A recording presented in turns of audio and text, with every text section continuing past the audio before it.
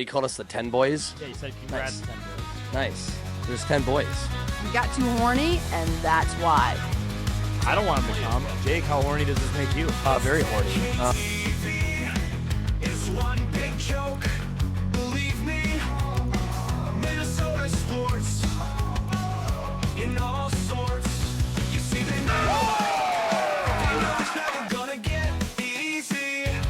You see, they know it's Minnesota, constant pain and misery. And I'm a part of Al Qaeda. It's 10K TV. It's one big joke, believe me. Minnesota sports in all sorts. Dude, he could turn Daniel Jones into Brett Favre. Minus the penis pics. Yeah. You can legally smoke crack. What is a DVOA? I went dicks, vaginas, or ass. I think that's what it is.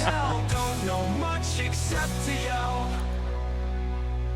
Get a parade in St. Paul tonight with the Frost. Yes. And I mean this sincerely. I do think in the coming years there's going to be a run or two. I think this team is set up with their core to have a chance to have some special things. It's been tough, right? Like, listen, I've covered the team for 19 years. I got there after the magical run of 2003. The best I've seen is a second-round matchup a couple different times. We're all craving the same thing here. We're all on the same page. We want to see this team make a run at a conference final, make a run at a cup. I do believe with Kirill here and this core, it's going to happen. Did you see the ricochet shot we caught in the Chargers release video? How about, you know it's bad. You can't make Honest that to God. NFL schedule release, and we're taking strays from a team that's never won an effing Super Bowl. Are you kidding me? By the way, Yeah. I have to say, all that being said, it was brilliant. It was. I hate it, but it was brilliant. They didn't do that to any other. There weren't like any other real Easter eggs that I saw that came out of that video. We Except caught a for real us. stray. I love the way you guys was- put that. It hurt, too, because what are you going to say? Yeah, Like, there's no defense. No, and it God, it was good. The I only- give them credit. The only worst hockey stat out there I've heard since is that the Toronto Maple Leafs have only won 2 more playoff series since 2004 than the Buffalo Sabres, but the Buffalo Sabres haven't been in the playoffs since 2004.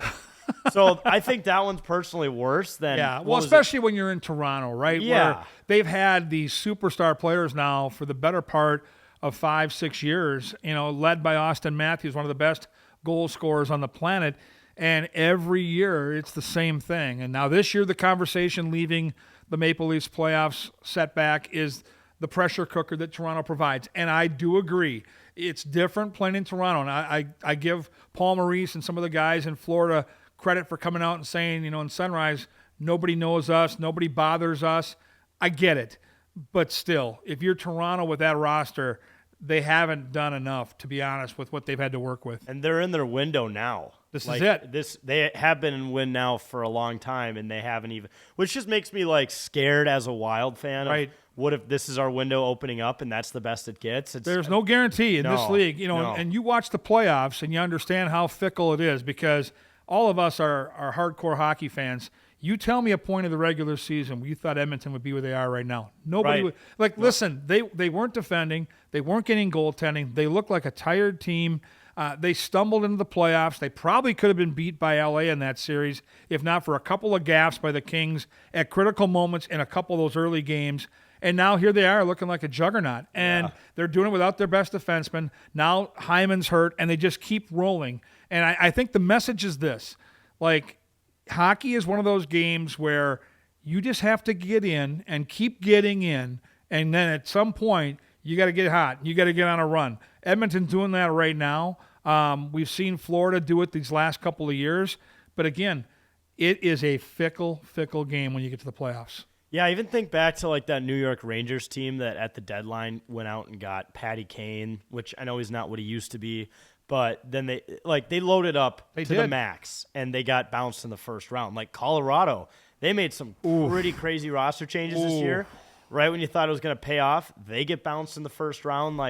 You could do everything as a GM and as a coach and whatever and still get bounced, which is there's nothing guaranteed. I mean, same in the NBA, NFL. It's hard to win in major leagues, and, you just hope that you have a shot at it. Well, I think the one thing I've learned all these years watching teams make cup runs is it doesn't happen by accident. There has to be a star player. We talked about this when we had that conversation over the winter.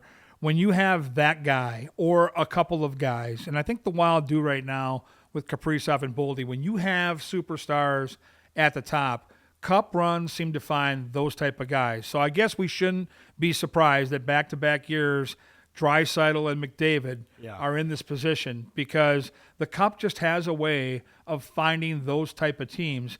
And for many, many years, going back, look at where the Wild were after Marian Gaborik. They had some really nice players. Like the Suter and Parise additions were huge for this organization, but they never had that guy. And I think they have the guy right now in 97. I think 12 is on his way to being that Draisaitl, that Batman and Robin that you have to have. And now you build around them. And right now they've got some good young talent assembled. Can you believe that we've reached the end of cap hell? Because I remember the first time I heard July of 2025, I was like, that sounds so far away. It did. And it's here. Almost here. Yeah, it's funny. I'll never. It's one of those moments. Again, I'm a hockey guy, but where were you when the whole thing went down as far as the Suter and Parise signings? We thought we might get one, and we're flyover country, and who wants to come to Minnesota? And all of a sudden, we end up getting both. It was 4th of July. It was 2012. Ironically, I was golfing with Timmy Laudner and our two gals. We're out at Chaska Town Course having an awesome time. Beautiful day, and my gal's getting on my case because I keep looking at my phone. I'm like, I got to just see if we're going to make a move here. I think we're going to get one of these guys. Yeah. And then I go running around the golf cart like a child. We got them both. And then you look at that 13-year deal, and I think that, to me, as great as that moment was, and awesome to have those guys come to Minnesota, it's like 13 years is a hell of a long time. Too much in any sport. Yeah, no matter what, you can't do it. No. And so this next contract we're going to see with Kirill, and I think it's going to happen early in the summer. You want to have a window here where you're not pushing these guys into their late 30s and early 40s. You want to close that window off a little sooner. I would expect Kaprizov is somewhere around 8 for 120, and then you start, figuring out, are you going to move Marco Rossi? Are you going to have enough money to make a legitimate push at a guy like Sam Bennett? Can you make a trade to go get Tage Thompson? These are the things that are spinning through my mind every single day, every night, because so much of my mood, and I'll admit it, listen, I love my job, and my mood is dictated by how that hockey team plays. Yep. And my job, and all of our jobs, the guys that work around the team, are dictated by how they're doing. And I want them to win. I want them to do well. And so this next, 5-6 weeks is going to be gigantic for Minnesota. Yeah. So I guess, what if you're Bill Guerin right now? What are you looking at? What are you thinking? What's your first priority? Your first priority is probably figuring out Kirill, right? Getting him re-signed. I think. Or do you think he's juggling all these things at once? I guess I don't even know how that works. I think all year long he's known that step one was to lock up Kirill. Yeah. And, watching the way this season progressed specifically and how much fun this group had, and seeing Kirill and how comfortable he is with his teammates. And then one cool thing I caught late in the year is when the Wild finally were able to get Zeev Boyum up, and, whether he was dressed or not in that Vegas series, how much he was following Kirill Kaprizov around the hotel, the practice rink, on the team bus at the same time, kind of soaking up whatever he could get from Kirill. And I found that super interesting. And I think Kirill taking the time to bring him under his wing, number one, shows he wants to be a leader on this team. Number two, it shows he's not going anywhere. And I never thought he was. Like I told you guys this winter, I was not. And I'm still not. Even though I'm a paranoid Minnesota sports fan, as much as anybody could be, I've never been worried that he's leaving. I think he loves it here. I think he loves the guys, and I think he wants to win here. Yeah. So now you get him locked up, and then, Billy's been real open. And the beauty of Bill Guerin, you've had him on the show numerous times, he wears his heart on his sleeve. And if you listen closely to what he said at the end of the year when he did his press conference, is we need to take some pressure off Joel Eriksson Ek. We need to get a frontline center. So reading the tea leaves and listening to Billy G, that tells me you either go get Sam Bennett or you make some type of trade for a guy like Tage Thompson. The wingers that are out there are really nice players. I love Brock Besser. I love Brock Nelson. Both those Brocks are great players on the back end of their career. They're great human beings. They're from the state. They want to play here. I get all that stuff. But right now, wing should not be your priority. You got to solidify the middle of the rink. Yeah, for sure. Because then there's the question of Rossi.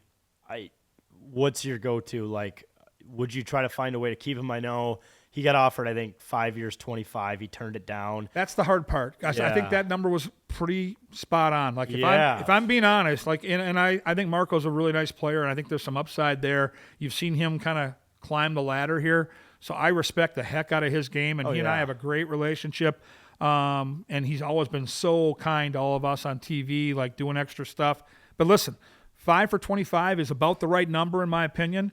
And if he wants more than that, then you're probably going to force the hand of the Minnesota Wild. And so you lean on Bill Guerin's craftiness because, he was backed into a corner with Fiala where everybody knew the numbers didn't add up and there's no way they could have afforded to keep him.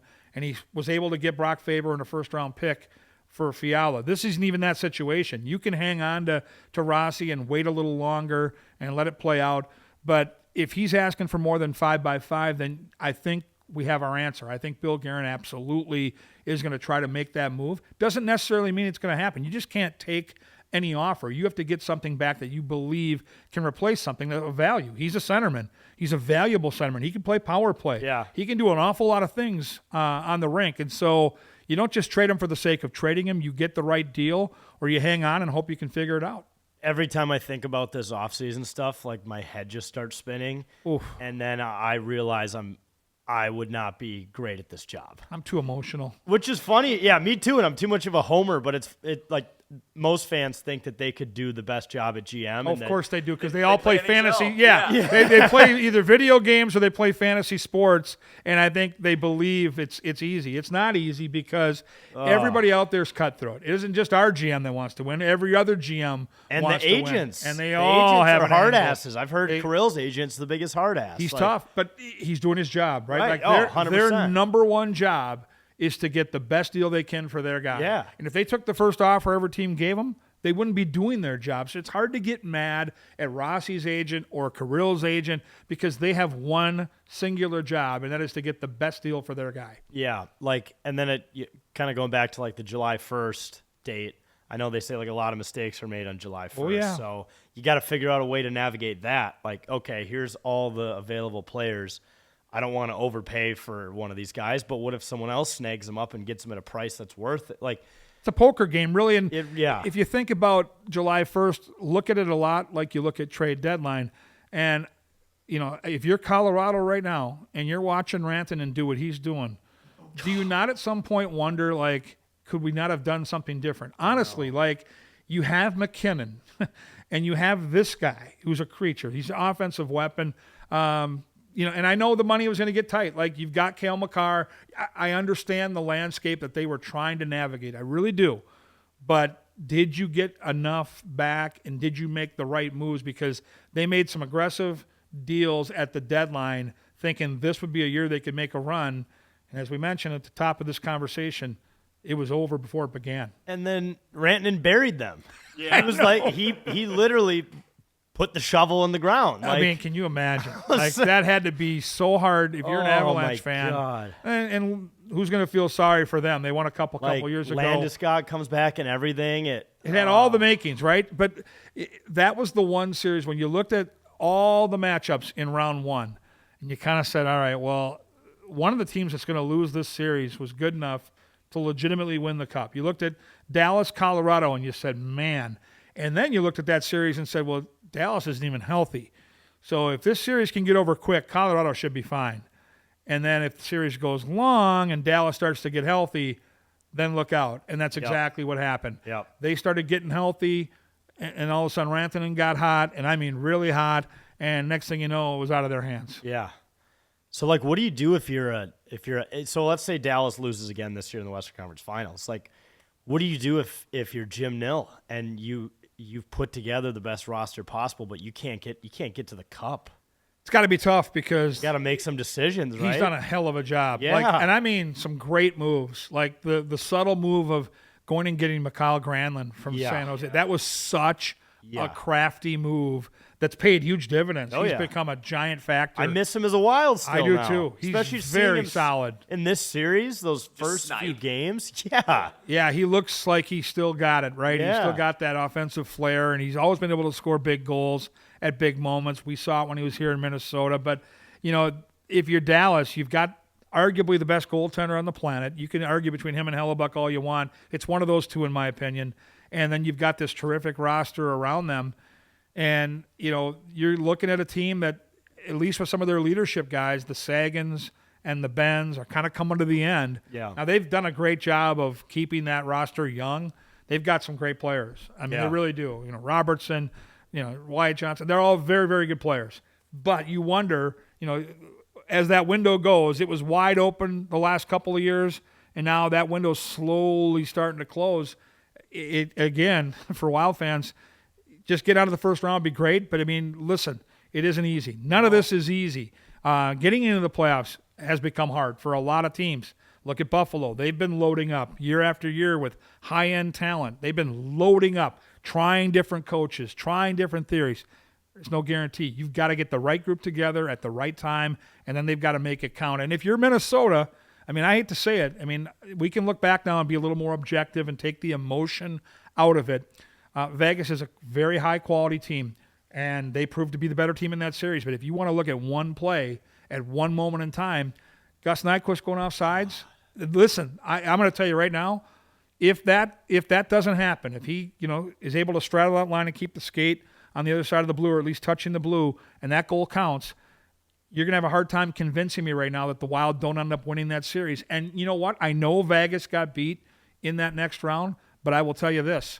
I don't know a team in the Western Conference in the last 5 years that's had a better time when they're healthy slowing down McDavid and the Oilers than this Wild squad, because of guys like Jonas Brodin, who don't exist on every roster. So who knows? You can play the what-if game all you want. Listen, the Wild made the mistake. Nyquist was offsides. It was the right call, but I believe that play did flip the series. That was maybe one of the most heartbreaking moments. We were all celebrating, right? I mean, Hartman had that cool run on his skates. We were going nuts in the studio here. Why wouldn't you? Was, and then you survived the first one where you're like, well, was there and I was at, interference? yeah. Right? Like you're sweating it out. And what we didn't know at the time is that those extra minutes that kept piling up as they initially looked at the goaltender interference and was the puck kicked in and all the different things going on in the blue paint, that gave their video team on the Vegas side a little extra time to like, hey, wait a minute. Because when you watch it in real time, like a lot of times you'll watch those plays, guys, and you'll kind of go, ooh, that was close. It never even hit my radar when the play happened live. Like, I'm like, oh, that was onside. That was cool. And then all of a sudden, and as soon as they reviewed it again, like, oh, no. Like, you knew they had something, and you're like, oh, my God, this is actually going to be called off. I'm going to have PTSD on every goal we score now. So I'm like, oh, who knows? It could have been offsides. Unbelievable. It was painful. God, it still hurts. And you're right, like the double review, which is something you never see. Never. I knew that when we lost the first review and they were reviewing for something else, I'm like, oh, we're going to lose this review 100%. Yeah, for sure. You don't win two reviews. No, you rarely do. And you gave them time to really verify. Yeah. Because that's the game, right? Like if they're wrong, they're done. And so you knew they had something, and it's a fraction of an inch. But again, it's a play that if you're an NHL forward, you've got to figure out a way to stay on sides there. And look, Nyquist, I feel bad. Yeah. Especially with social media, he took a beating. But that's part of the deal. When you're a player in this league, you have to make sure that you straddle that line. I mean, you teach kids at the peewee level to make sure before you go in, you straddle that line. Even if it costs you a half second, that's okay. Yeah, better than getting a goal called back. Right. Especially a goal that might have put you up 3-2 in the series. And yeah. It was one of those nights where Minnesota had played so well. They had done so many things right. And then you forget what gets lost in the shuffle is all the drama with Gus playing so great and getting sick and Flower going in, like the emotion around that. It was it could have been, I should say could have been, such a magical night. Potential. And it was one of those just letdowns where you're like, and I'll give the Wild credit because going into the next game, I thought, oh, God, like, how do you come back? Like, I was still hurting the next day. Like, how is this going to happen? And they came out and played terrific. It wasn't good enough, but I wonder how that whole psychology would have worked leading in the series, coming back home, having 2 chances to advance. It's the games you play all summer long with the what-ifs. It didn't happen. You tip your hat to Vegas, but you know this team isn't that far away. When I was at Game 3, that Saturday matinee game, and we knew that it felt like we dominated overtime. I think we were out shooting them, and it just felt like when they just couldn't bury it, and then they had the power play, I believe, and they didn't score on that. I was like, oh, no chance. We Power play. When you don't get the puck home in the power play, you start to wonder, is this really going to happen? Yeah. That's when you start to worry. Yeah. I was going to say, going back to the Gus Nyquist and the abuse on social media, he could probably ask John Merrill how to deal with it because he caught some of it on that for that overtime play, but everyone was out of position on that overtime play. What's funny, the forwards were too high. There was a couple of breakdowns, and I know Johnny gets the brunt of it. Oh, but yeah. If you know how the Wild play, and Wes Walls was on with Dan Barrero right after that and did a wonderful job of kind of breaking it down. And truthfully, it looked like it was his guy, but it wasn't his guy. And it sucks. Like that was just one of those bang plays where once you get a little bit out of position as a forward, you can't get back. The defenseman's kind of stuck in between. And then because Merrill gets there at the last second, it looks like, that's his guy. Yep. Wasn't even his guy. But, the bottom line is it broke our hearts. Just sucks. And it would have been nice to go to the second round because if we would have gotten to win one of those games, I would have jumped in the St. Paul sinkhole. That would have been pretty cool. Been a cool celebration. It was like, you remember when when the Bills built their new stadium and there was that big pit where they were building the new one, and every tailgate someone would jump in the pit. We could have done that with the sinkhole. We'll have to come up with a new one for next year. We'll just have to hope another sinkhole shows up for next year's playoff run. The St. Paul sinkhole. Like, that came out of nowhere, right in the right spot, too. And it was right after the team lost. I'm like, this city hasn't taken enough abuse. But then, you know what? The Frost, they redeemed it. They did. I mean, what a win. Yeah, and they're a veteran team. You've watched them the last couple of years, and I was lucky enough to cover a few of their games this year, doing some sideline work for them on the TV side, and they're great to work with. But the last 2 seasons had struggled at the end of the regular season, had barely got in, and then they get to the playoffs, and it's like big moments don't scare them. They've got a roster full of veteran players that have played on the biggest stages. You look at Kelly Panic, you look at Zumwinkle, you look at Heisey, and you look at the goalie Rooney. Like they've all been they've played for gold medals. They've played all over the world. This doesn't freak them out, and they just execute in critical moments. They make big plays, and all 4 games go to overtime. And tip of the hat to the Ottawa goaltender who ended up being the MVP of the playoffs, and rightfully so. She was phenomenal. But the Frost were not going to be denied, and so it's back-to-back years. And now expansion hits, so now all these rosters are going to get tested, and they don't have the talent pool yet on the women's side that the NHL has. So these rosters are going to take a significant hit. You're going to have to really overcome losing a couple of key players to both those expansion teams. Bottom line is, though, you're still going to have those stars on the side of the Frost, and they're going to be tough to beat. Yeah, because you only get to protect 3, right? Yeah. So my guess, who you protect, Taylor Heisey. A must. I would say Maddie Rooney. You probably have to have a goalie, right? One of you two. two. Good pool of goalies, and was phenomenal, especially she was in the so playoffs. Good. Who's your third? Well, you got a lot to choose from. I know. You do. You got a lot to choose from. You got the Coin kid who's so fast. You've got that blue line with Steckline. You got the problem is you have to roll the dice, and you have to look at some of their ages and maybe like a veteran player you can throw out there. Like Kelly Panic's still a really good player. Yeah. You might leave her unprotected because she's towards the back end of her career. Forever. Right. Yeah. You got to protect the younger players that you have, and then you just got to hope, because with every team only being able to protect 3, it doesn't mean you're going to lose a lot of kids. You're going to lose some. You're going to lose some of your players, but you're only going to probably lose in the end 3 or 4. Yeah. And you can survive that. You really can survive that. You've got the draft coming up, and if you keep that core together, which they probably will, they just have proven here back-to-back years that with that core, they're going to be in it come playoff time. Yeah. So jumping back to the Wild, I think this is a topic that doesn't get talked about enough. I mean, people ask Russo about it and whatnot, but who's the backup goalie? Oof. Because I don't think it's Falstad. I don't either. I don't Especially think coming off the injury. I don't like that. it's a hell of a question because I think we all assumed by now he'd be starting. And between the injuries and, let's be honest, life in the minor leagues, when you're a high-end guy like that, there's going to be some bumps in the road. And because the last 2 seasons has provided, the Wild with so many injuries, they have taken players time and time again off that roster. So whatever goalie's been playing down there, and Volstad's been the main guy, you're not getting nearly as good a team in front of you. And they've missed the playoffs because of it. Like, the Wild have taken a lot of those players and had to use them. So I'll be curious. I think in a perfect world, you let Jesper have his chance one more time to go to Iowa and solidify what he can do. You bring in a veteran goalie that you can have some flexibility with, because in a perfect world, by the time you get to the All-Star break, the midway point of the season, if Wallstedt has shown that he can stay healthy and be consistently good, now you're tempted to bring him up, right? And then you can, use that other guy as a third guy, or you can move that guy at the deadline to a team that maybe had a goalie injury and use him as credibility. So I'm not saying it's Cam Talbot, but there's a guy like Cam Talbot, right? A veteran guy, Jonathan Quick, that type of guy that still has some tread on the tire, that's been in the battle, that's a good, calm mentor type of guy around your young guy in Gus Bus. And then you hope that Volstead takes a big step and you can get him up there, and then you ride with those two. I was going to say John Gibson, because there's been trade rumors circulating about him for about the last 9 years.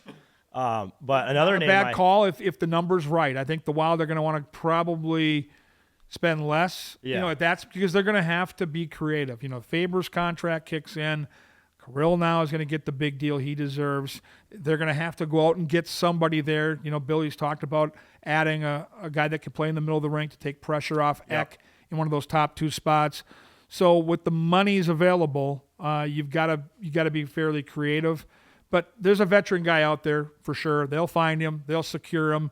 And the cool thing is, the silver lining to all this is, I don't think anybody could have foreseen the big strides in the last calendar year that Gustafson's taken. He's now legitimately, if you look at the numbers, become an elite NHL goalie. And we had all this pressure built up that Volstead had to be the guy. He had to be the guy. He was going to be the one that would take over. And now you really don't have that pressure. You can really take the long road with him and let Gustafson do what he did. He proved this year that he can play 50 to 60 games. He can hold up. He can get in the playoffs. He can give you a chance to win every night. He's a rock-solid goalie. And I'll go back to what we talked about this winter.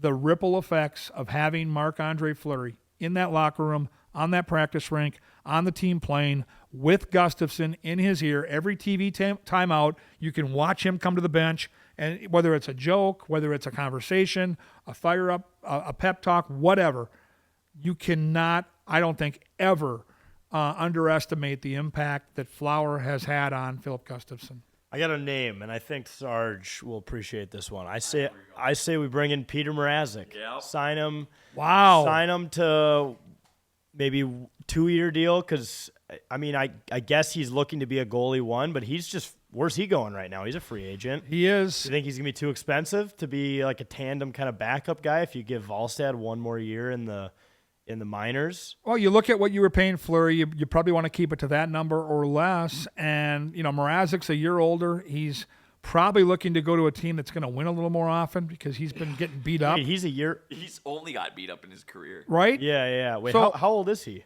He's got to be late 20s, early 30s, right? Okay, yeah, that's what I So thought. he's a little further down the line. Yeah. Still got some tread on the tire. I've heard mixed reviews with him off the ice. On the ice, he's terrific. Like he could fill that role. You're right on with bang on with exactly the type of fit we're looking for. Will he be a number 2 though? Will he be able to play, 15, 20, maybe on the high end 25 games and be a good teammate? That would be the question I would have. He's probably been begging to play in the playoffs because he's been stuck in Chicago. And then he gets moved to Detroit. And that doesn't work. And then that didn't work, and it's like, Yeah. yeah. It's a bummer for him. Tough. But he's got the skill. It's a good call. Good Yeah. call. Yeah, he was my fantasy hockey goalie. Well, there you go. Provided a lot of points, so I got a soft spot for A lot him. of saves. Yeah, a lot of saves. He's like a beer league goalie. He's like me. Nobody plays defense in front of this guy. Yeah, no. Oh, man. Poor guy. Seth Jones did for a little bit, but then he jumped ship too. He had to leave. He's been great. He's been phenomenal. Unreal. What a great spot for him to land. Yeah. You know, I mean, honestly, what a great place for him to go. He watched this guy. He's always had all kinds of talent. Yeah. And now he's getting a chance to showcase that. Big, strong guy. Not much he can't do on the rink.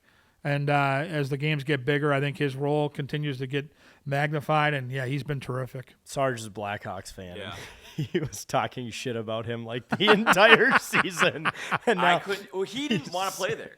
I Yeah. watched a ton of games. You could just. He didn't tell. look like he was happy. He wasn't, and understandably so. 'Cause it's been brutal, but no one would ask about the Blackhawks. Sarge would come in here on a Monday and be like, I'm so fucking sick of Seth Jones. Now Seth Jones is like one of their kicking best ass. players. Yeah, I He know. looks good. Yeah, He looks really good. And Marchand sure on the does. How about that? being a third liner. Like, Well- he fit right in. You know, and it's funny. He is one of those X Factor guys. When playoffs, come around and the animosity builds up, and you're trying to find players that can play a role, that can get under the skin of the opposition, that are team guys. He's perfect. Like, Yeah. literally perfect. And I loved. He did an interview somewhere in the second round about his journey, and he said, when I was growing up, he said I was surrounded by players that were bigger, that were faster, that were stronger. And he said, I realized at a young age, like, if I'm going to have any chance at ever doing anything, I got to do all the other stuff, and I got to do it better than them. So that's why you've seen him kind of be that antagonist. You've seen him go to the net. He gets beat up every night, pays that price, stirs up trouble, and he's played that role perfectly forever. It's bizarre, though, for a guy, you picture a guy in Boston for so long, and he's been a thorn in the side of that Panthers team time and time again. And now you see him switch sides. It took me a while to kind of calibrate that. That'd be like trading Justin Jefferson to the Packers. We don't want that. Oh, like, Well, we did see it with Brett Favre, right? Like when he came to Yeah. Minnesota, it took me a while to get used to that. I mean, legitimately seeing him playing well that first year in a Vikings uniform, it was bizarre. And I can only imagine for the fans in Green Bay how hard that might have been, because forever he was their guy. Forever. And the team you hate, I know the Bears and the Packers have their thing, but the Viking Packer thing has been legit forever. The Vikings have been more relevant than the Bears the last 15, 20 years. To see him come here, that had to be hard. yeah. I just recently watched his documentary. So did I. On Netflix. Ooh. I asked my Seriously. I asked my buddy who's a Packer fan if he had a statement on it, and he said none of it's true. So Of course he did. it was all a lie. It was all fabricated. They're still drinking the paint thinner at Lambeau. Good for them. It was someone else's thorn in the It seemed pretty picture. realistic. And again, listen, none of these guys are perfect. We all put them up on pedestals, but that got dicey. That's a crazy documentary. It is. I did not realize. I had no idea I when didn't I watched it. understand the intricacies of like the volleyball arena Yeah. thing. You think they're gonna find out? Oh my God, Brett. Yikes. We thought the Jen Sturger thing was rock bottom. Yeah. Boy, were we wrong. And Stefan Diggs is just trying his hardest. Oh, to now outdo here we go. Now I will say this. Like, the Minneapolis Miracle is one of the most iconic moments in Minnesota sports history. But being the Josh Allen fan that I've been all my life, I love Josh Allen. Like, Yeah. he's my very favorite player. Even though I'm a Bronco guy and I want the Vikes to do well, Josh Allen's my guy. Seeing Diggs torment my guy Josh Allen, Yeah. and then now seeing this debacle, and where this, like, New England was the last place he should have gone, because he is going to run that team. They didn't have far to go. He's going to run them right into the ditch. Yeah. And he's already starting. Yeah. Oh, no. He's going to pick up right where Hernandez left off with just absolute debauchery. Well, and let's remember locker that room. anytime you bring in the boats with a football team, Yeah. things don't end well. And point. remember that next week, weren't the Vikings playing Steve Smith? And didn't he score a touchdown and do the thing with the thing in the end zone where it was like a boat row? And I'm like, you son of a gun. But, yeah, this is not going to end well. Funny story. I've walked past the actual Love Boat. So down in downtown Excelsior, if you walk yeah, down I'm along familiar. that you can. There's those 2 boats that sit that you can. How do you know rent which out. one it is? I guess I don't know which one it is, and even if it was the same one they rented, but from the photos I saw, I'm like, okay, it's one of those boats. Oh, yeah. There's only 2. And Not enough disinfectant in the world. there's not enough out Just there. drop a gallon of bleach from a helicopter like they do with forest fires. That one got out of control in a hurry. And, boy, that season went the wrong way.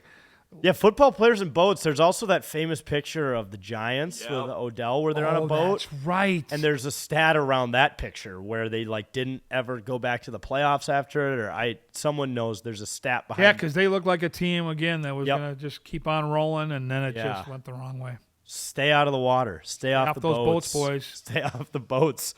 Yurov finally signed. I know there was kind of some questions. I think they were just figuring out his bonuses.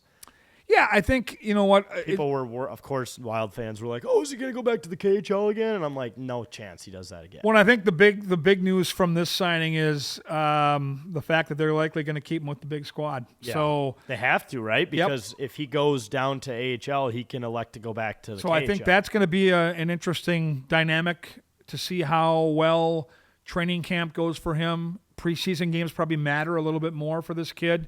And then the culture shock, Kirill made it look easy, but Kirill was a lot older. Yeah. And he had played a lot longer. And so that transition normally isn't that smooth. He'll help. He'll help in this process for sure. But it certainly is something to watch into camp. And I still think this kid's going to take some time. You're not going to see him just step in there and produce like 97 did. I think it's going to take a year or two, and we're going to have to do the slow cook thing with this kid. So likely a third-line role works. And if he starts to get hot and start to figure some things out, you can elevate him or throw him on a power play. I don't have big numbers in my mind here this first year. I'm not going to come in with those type of expectations, but I do think it is good news, and I think it's a part of the process that the Wild are going to go through right now as they try to continue to cultivate that young talent. Zeev Boyum obviously had a nice go with the USA in World Championships. That's a part of the process. I think you're going to see him really look like a different player into camp next year. We can actually have time to prepare. Coming off the college thing, Faber broke the mold, and it wasn't fair. It looked like a young kid that still needed to figure some things out. The World Championships will help. The summer will help. Coming into training camp, being familiar with the guys, having that time with the club. I think everybody has high hopes for what Zeev can bring, and he has a skill set that, in my opinion, nobody else on that blue line has. This blue line's got good offensive skill. They can skate the puck, but they didn't have that guy. And he's not Cale Makar, and maybe he'll never be Cale Makar, but he's that type of guy that's going to end up quarterbacking your power play for well over a decade, and we haven't had that in a while, and that's exciting. Ceiling's high. Oh, God, yeah. Ceiling's high. Oh, love him as a player. Yeah, and with Yurov, I would have thought because Zeev is staying over the summer, I believe, to work and train with the great skills guys and skating coaches of the Wild. I thought Yurov was going to do the same thing, but apparently he's training in Pennsylvania. Bizarre. What the hell's out there? I don't know. Yeah, right? See, you might be doing a Rocky regiment where he goes out in the middle of the woods. He does pull-ups in a log cabin. Yeah. If he does that routine, he's becoming big and strong. Really ironic considering he's Russian, but right. Maybe he should the go. whole Drago thing. He should go to Drago's gym. That I would like. Minus the steroids. Well, there's that. No, I think at some point, though, don't you feel like he'll come early and get familiar and get to know the guys? I think a lot of the guys nowadays, when you turn the calendar to August, between the hockey that's played over at Edina and that whole racket, which is great. And then you get the boys that are training here in St. Paul, and you start to get ready for camp. That last month, you'll see them here. They'll all start to kind of come together. It'll be great. I think he is a guy that Wild fans have been waiting to see, and I think patience is going to be something that the Wild fans hopefully bring to the table with this kid, because I don't think you're going to watch him step out there and put up a point a game in the first month of the year. Oh, Wild fans are going to immediately call him a bust. Oh, they can't wait to do it. It's funny you say that because we had a comment. Oh, no. I'm going to have to, if we trade Rossi, I'm going to have to start saying Yurov's not a bust. And I'm going to have to defend him. Right. Yeah, the question is, how long of a leash will Zeev get? I'm afraid of another Alex Tuck situation. I think Turned out pretty good last Well, time. yeah, I we checked. Yeah, Tuck turned out great, and that was, going back to that expansion draft where, again, the Wild had their mind made up, and ironically, it revolved around Matt Dumba and a quarterback in the power play and all that good stuff, and then Dumba had that fight, and ironically with Kachuk, who we're still talking about years later, and we know the rest. I'll say this. I think Wild fans have a little whiplash because of what happened in that playoff series, and it was a big-time talker on social media. Should he be in? Should he be out? Bottom line is this. He's going to look like a hell of a different player come training camp than he looked like in the playoffs. That was a really hard spot to put him in against a really good team in a really loud building. And, he looked nervous. I'll be the first to admit, he looked nervous. He looked like a college kid is supposed to look.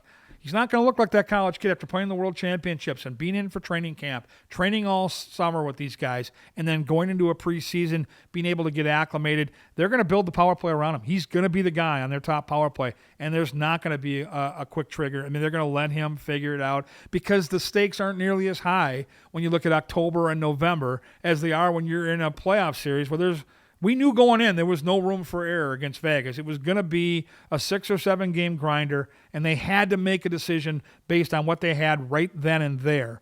It's going to be different in October and November. If you want to use the word leash, whatever, they're going to let him play his way into that spot, and he'll be just fine. He had to get his and going back to Boyum, he had to get his welcome to the NHL moment out early. He got it out of the way. When I think he tried a saucer pass, and Carlson picked it off and Picked had it a right out of breakaway. midair. That worked in college every time. It worked every time. Yeah. Even worked in the World Juniors. That was a brilliant saucer pass for the golden goal. Yep. The kid's got unbelievable skill. He's fearless. He's got a swagger to him. It was great to get to know him a little bit on the road in Vegas. I have no concerns. Literally, I mean this. No concerns. This guy he's going to be a terrific, terrific player. We got a little taste of it, but he wasn't nearly the player he's going to be. That was just the first step. Got it out of the way. He can blame Brock Faber for how good he looked right away. Different kind of player, though. Brock's not a guy that's going to go out there and take a lot of chances and try to make offensive plays. He can make them when the plays come to him. He's a big, strong guy. He's a valuable guy at the top of your defensive blue line and that top pairing to shut down the opposition. Brock is an unbelievable player. Plays crazy minutes. Yeah, he's a minute muncher, right? Different type of player. Yeah. Well, something I got to go back to that's happened since we talked last was that really cool moment with Marc-Andre Fleury in the last game of the year. Oh, man. Eriksson Ek ties up the game against Anaheim with 11 seconds to keep us in the playoffs. Get us in, yeah. Turned out we would not have gotten in if we don't score that How goal. about that? Which is crazy to look back on. Gus skates over to the bench. Everyone's terrified he's hurt. Tells Flower to get in the game. Flower goes in the game. Plays his ass off with no warm-up. Stacks the pads. Glove save It windmill. was like a bingo card, right, Jack? Yeah. He literally Yeah. covered all the Flower. Yeah. Every one of those, typical, textbook saves we've seen for decades. It was one of those nights where you had to pinch yourself. We had a couple this year with Flower. The one in Montreal stands out, but that game in particular, because it came down to the final few seconds, because X scored, and then I've never seen it where, Gustafsson had played great, and he had the foresight to say, well, wait a minute here. Why not get this guy in the game? And he's right. It was the right call. And then it plays out the way it did. I know with his family there that night, how much it meant to Flower. And it's really funny. Like going back to when they brought him in, none of us saw it coming. It was one of those head scratchers like, really? We're doing this now? Okay. And then you see it play out years later and the impact he's had, like I mentioned. But then seeing how well he was able to play, like I almost feel, and I almost feel like he said he was going to retire too soon because he looked as good to me down the stretch this year as he has in any other year in a Wild uniform. Maybe it was his time. Maybe with his family and his kids getting a little bit older, it was his time. But it's funny how much Minnesota impacted him because as recent as maybe 12 or 14 months ago, he had built a house out in Las Vegas. He loved it out there, had dune buggies, was going to live out there. The kids were going to go to school out there. That's all flipped. They're going to live here. Yep. He loves it here. And still going to go home, obviously, to Montreal and see family up there, but the kids are going to go to school here. I think the Wild clearly are going to find a role for him in this organization. It's the right call. He's been such a positive impact on all these players, but specifically the younger guys. I'll start with Gus, but it goes much deeper than that. He's one of those, once in a generation type of guys. Well, I got to pump your tires too, Gorgie, because I thought you absolutely nailed the like. How do you prepare for a moment? Because going out there to interview him in front of the entire arena that's chanting his name in his last regular season game. Like, is that a moment where you got a little nervous and you're like, I got to nail this, because you did? I get pumped. Like Yeah. I get a little. I have a little anxiety. I don't want to put him in a bad spot. I want to bring out his best. My only thought at that point is to let the crowd do what they're going to do. Minnesota hockey fans are so in tune with moments. Yeah. They get it.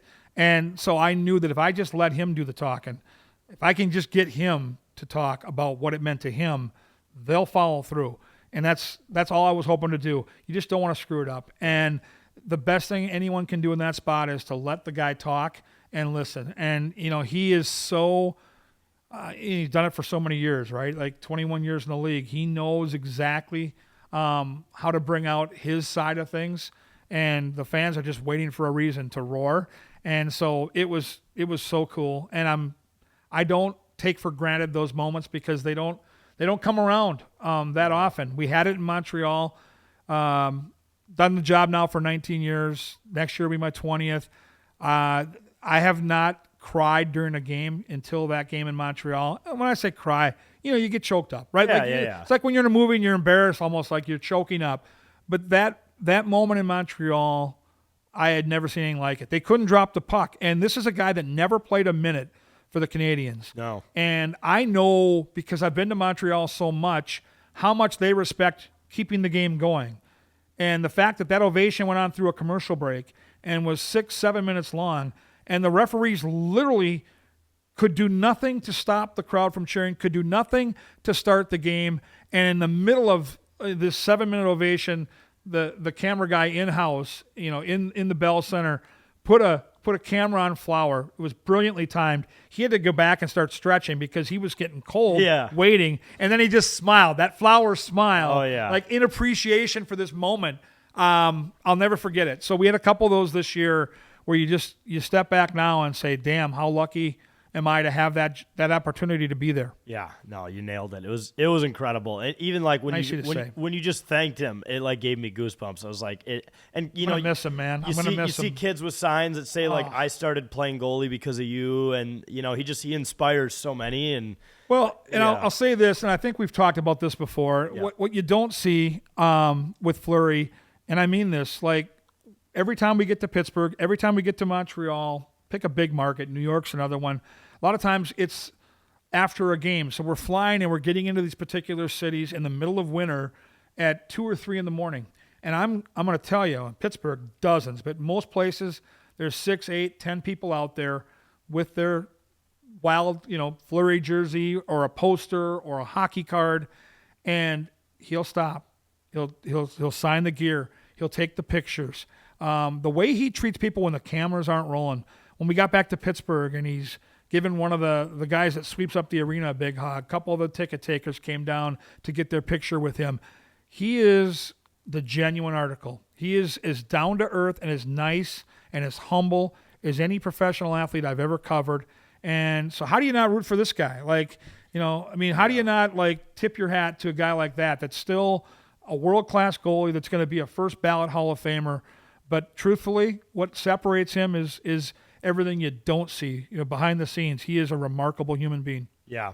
And it is kind of funny because he didn't even technically retire. He went and played in the World Championships. That's typical Flower, right? Anything. I love how he made the joke too about I got sick of my kids after one day of being retired, so I but that's him. Play. He is one of those guys, and I think a lot of people talked about this on social media. We were in Pittsburgh, and we get done, and they have 2 rinks at their practice facility.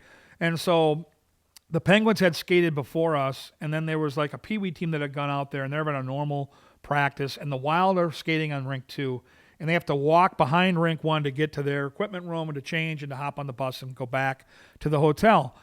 And Fleury recognizes that the kids are all pointing and oh my God, Marc-Andre Fleury's watching our practice. And he walks over. I swear to God, he opens up the gate, skates onto the ice in his gear, and it's not a minute. It's 15 minutes. He's in the practice with the team. Yeah. They're shooting Yeah. and scoring on Marc-Andre Fleury. if I'm one of those kids Oh, your and I life put is myself made. back in the day, right? Like, I'm talking about that for the rest of my damn life. Yeah, I would bring that up to everybody. I scored on Marc-Andre Fleury, and he was letting a couple kids score, Sure. and they were doing the celly. But then he started trying, and then he flashed the leather, and same thing, double stack pads. Like Just- they broke the mold, man. Like I've never seen anything like Marc-Andre Fleury. I feel like he would sub for a random beer league team. Oh, absolutely, 100%. Like especially if he's like gonna stay here now and work for the team and whatnot. it's gonna happen. You are Yeah. spot on. Yeah. Like we're gonna be sitting there on a cold December night, Yep. and all of a sudden at 11 o'clock at night, we're gonna have somebody with their phone out at like SPA Arena over there in St. Yeah. Paul, and like, wait a minute, that's Marc-Andre Fleury, Yeah. like, and he's doing the thing, the windmill save and the whole shabam. Yeah, no doubt. Luongo did that this year, right? It was cool. And there's another guy that gets Yeah. it. Like Roberto Luongo gets it. His presence on social media, you can tell that he understands the impact he can have and the humor he can use. Yeah. He's fabulous. Yeah.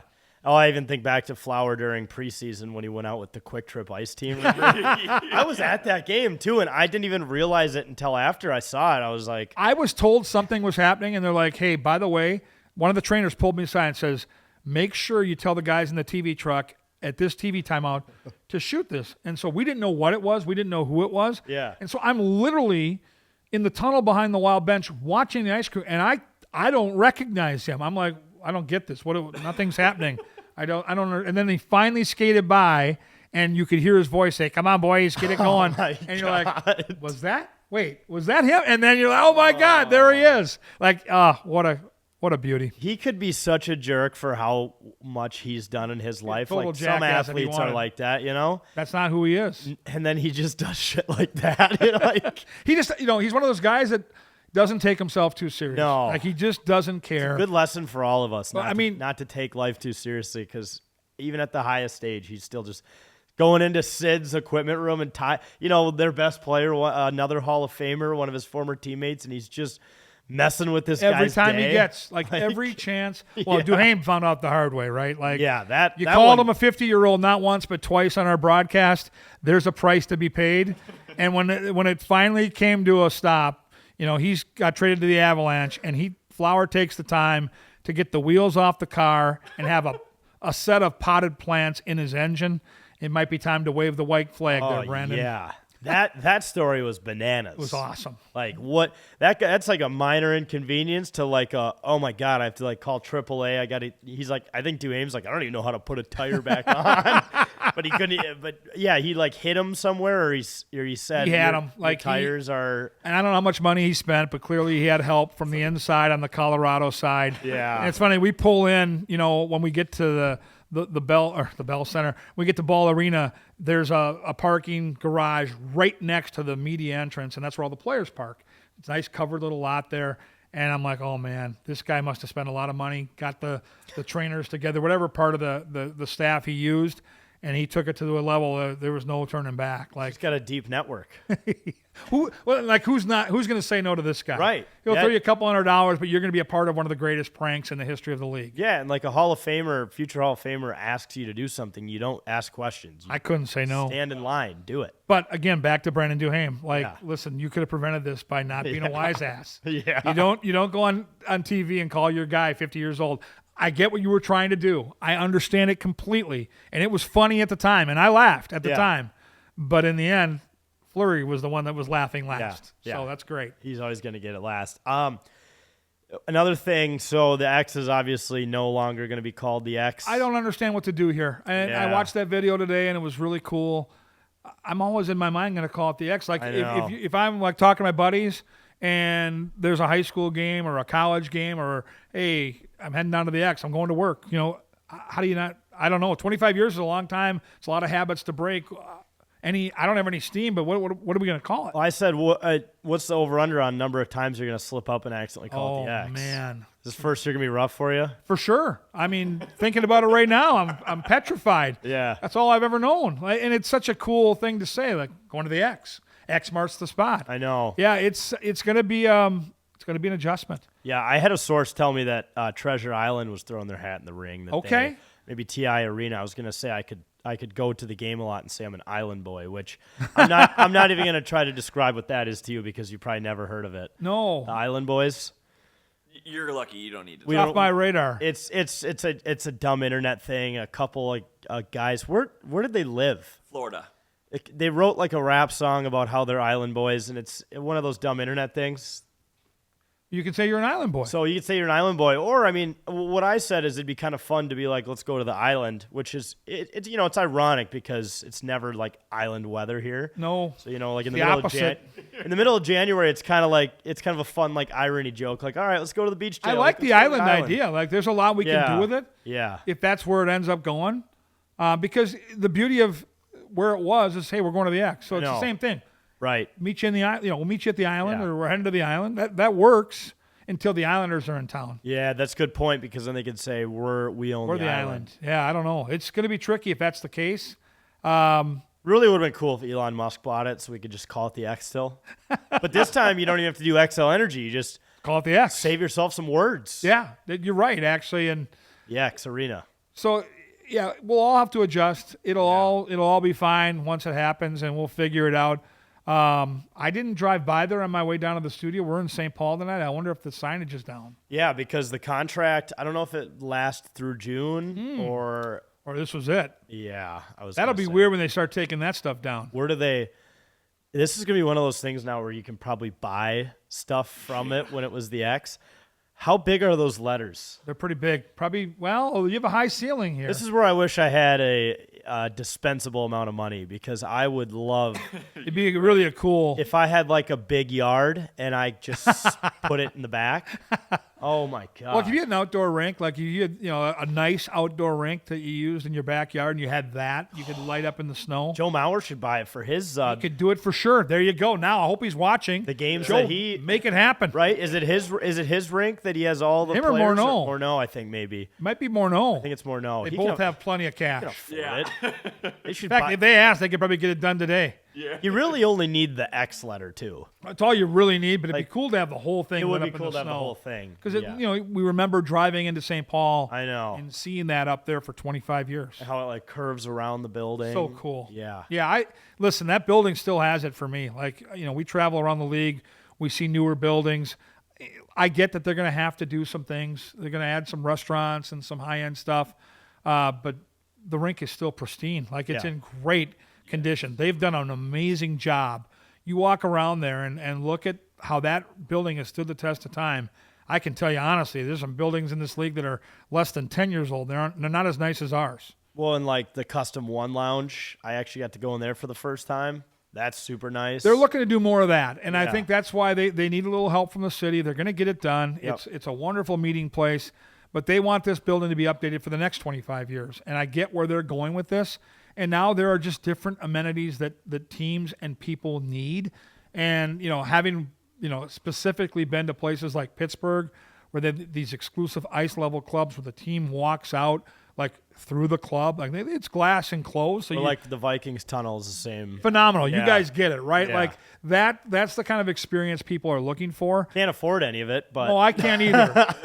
But I'm glad that that's where we're trying to get to, because Yeah. the building, as it stands right now, is still in awesome shape. Just needs a little, little bell and whistle here or there. little tune up. Yeah, perfect way to put it. $900 million.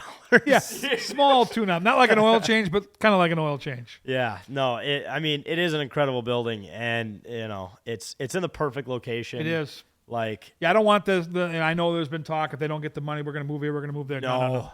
St. Paul's Keep where it this here. belongs. It's a great location. It's for me, middle of winter. It's a tradition driving to St. Paul.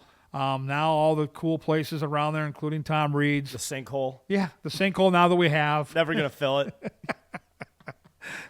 That damn sinkhole. It was insane. Like my Huge. my mom. I was home for Easter, I think, or whenever it happened. That was She's about like, right. She's like, "Is this by your apartment? Like, there's a 33-foot sinkhole. It was huge. in the middle of the It's like, city. it's like something out of Ghostbusters. I'm like, what the hell is going on down here? I thought these No, things really, like, happened in what- Florida. Yeah, exactly. Why is it happening sinkhole here? here. Our ground's too frozen for this shit.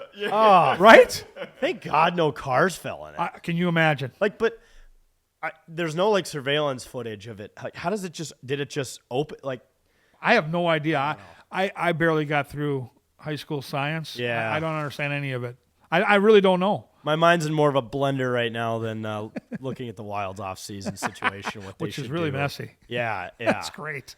Well, I guess one last question I had for you, Gorgie, is who do you got winning the Cup? Oh, man. I know if you listen or watch this later, we're recording this on Wednesday night, so one of these teams, I mean, I think we know who's probably going to be in it. Yeah, we think it's Florida Edmonton, right? Yeah, we can lean on that pretty heavily right now. It gives us an advantage. I'll put it this way. The head says Florida. The heart says Edmonton. Yeah. I got to tell you, I love those folks north of the border, all of them. They are terrific to work with. Whenever we do a Wild game on TV, we have a core of people we travel with that work in the truck, and obviously we've got our play-by-play and color guy, and we've got the sideline reporter. But majority of the 40, 50 people it takes to put a broadcast on are local. And I got to tell you, those folks up in Canada are the nicest folks to work with. Anything you need, they go out of their way to help. And they talk about hockey, and it's painful for them that they haven't won a cup in over 30 years. So when I say my heart wants the Oilers to win, I really do. I believe the country needs it, and I believe that McDavid needs it. Big time. Listen, Draisaitl, too. I want those guys to have a cup. I do. Yeah. I like the coach. I like the team. I like the broadcasters up there. Terrific group of guys that run that part of it. And I want Canada to have a cup. Like, it's better for the league. Florida had their cup, and listen, I'm torn because Nate Schmidt is a guy I would qualify as a friend of mine. I've known him since he was in high school. I went to college with his aunt at St. Thomas. Nate is like a Darby Hendrickson, just one of those salt of the earth, giving, smiling, just sweethearts of a guy. It'd be his first cup. So if Florida wins it, I'll be so damn happy for Nate. But if you just ask me to handicap Florida, Edmonton, and what it would mean for the league and what it would mean for each team's fan base, I want to see Edmonton win. Yeah, I agree with you. I think Florida is just so deep, and now that Hyman's out, it's hard. Edmonton's goaltending has been good. Skinner's been good. I try to root But he's for not him. proven like Bob. No, and Bob is, The head does say Florida, and Yeah. they should be favored. Yeah. But I'll tell you, Edmonton's got something going on right now, and the Hyman thing sucks. It sucks. You know, a he's lot. out for the year now, and he's a big-time weapon for them. But when you have McDavid and Draisaitl, and now you've got Corey Perry doing what he's doing. Yeah, 40 years old. Like, what is going on here? It's crazy. 5 of the last 6 cups he's been in. Like, this guy's 40 years old, and he's still out there impacting the game. I don't know, man. It just feels to me like Edmonton's found something. They look dead in the water all year. They look terrible during the regular season. Especially after 4 Nations, because McDavid was clearly banged up from They just that. didn't look right. Yeah. And now they've found something in these playoffs. Skinner looks unbelievable. It'll be interesting. The beauty of it is we're going to get treated to probably a 6 or 7 game cup like last year. That's going to be epic. Last year was awesome. 7 games. The momentum shifts in that series, and then the speed of the Oilers against the grit of Florida. They are definitely different hockey teams. They're built differently, and so that contrast I think will be for all of us as hockey fans fantastic. I think the people cringing right now are both in the NBA and NHL, knowing that we don't have a New York, Chicago, a big market in LA. Like, think of basketball, likely going to be OKC and Indiana. And you look at Florida and Edmonton. I don't know. From a national side, they're probably cringing on all the broadcast venues. I just realized this last night. I believe all 4 series are 3-1. They are. And here's hope for all the Wolves fans that are out there. And I'm one of them. I'm going to be howling later tonight when I get home. Maybe one of the odds are at least 3 of these series, the team up 3-1 is going to end up winning. Yeah. There's probably maybe a chance that one series can turn around. I don't think it's Florida, Carolina. I really don't. I don't think it's Edmonton, Dallas. I think Edmonton right now is a runaway train. So then it comes down to maybe it's Indiana, New York, or maybe it's Minnesota, OKC. I think it's more likely that it's Indiana, New York, but I will say this. If the Wolves are able to win this next game, and we're sitting here an hour away from tip, it gets interesting then. It gets very interesting, and they still have a player in Anthony Edwards that at any point can be the best player on the court. Yep. I just want to see what kind of trouble Evander Kane could get in a cup celebration. How about these cars? Like I don't understand how he's able to do this. Even when they're on the road. Bankrupt like twice or something. Well, he doesn't exactly put his money away. Oh, like that famous photo of him in Vegas where he's on the balcony. Unbelievable. With, This poor guy. like the most anti-hockey thing ever to flaunt money. Well, and you're supposed to be on the team bus with your teammates, and he's showing up on these road. I get the home game thing, but on the road, he's showing up in these unbelievable cars. It's like, what are you doing? Yeah, pay better than, what was it, Antonio Brown showed up to training camp a couple years ago in a hot air balloon. Yep. You can get more extreme. Jalen Ramsey showing up in a tank or an army truck. Oh, yeah, I remember the tank. SWAT truck. Anytime you're being compared to Antonio Brown, being stable probably isn't entering the conversation anytime soon. Not in the cards. Poor guy. He's way out there. Well, Gorgie, thanks so much, man, for hopping in. And Love doing it, man. Yeah. Love talking with you guys. glad we could talk a little off-season puck. Hey, excited for July 1st or, The summer's going to be good. it's going to be exciting. New team, new name in the building. Yep. Kaprizov locked up. There's a lot to be excited about if you're a Wild fan here locally, and I think keep the faith. Like I felt all along, like this core has what it takes. They've got young players now. Loved what I saw from Boldy this year specifically. We know what we have in favor. Zeev's coming. We've got a pretty damn good core right now. Let's see what Billy can do. Pressure's on, and that's okay. Billy knows from his experience as a manager and player, we've said all along, he knows what a cup team looks and smells like. He's going to figure this thing out, and I think when we get to September, we're going to be juiced up and ready to roll. Yep, 100%. Can't wait. Oh, so excited. Me too. All right, thanks, Gorg. You got it, Jack. Appreciate it. Absolutely.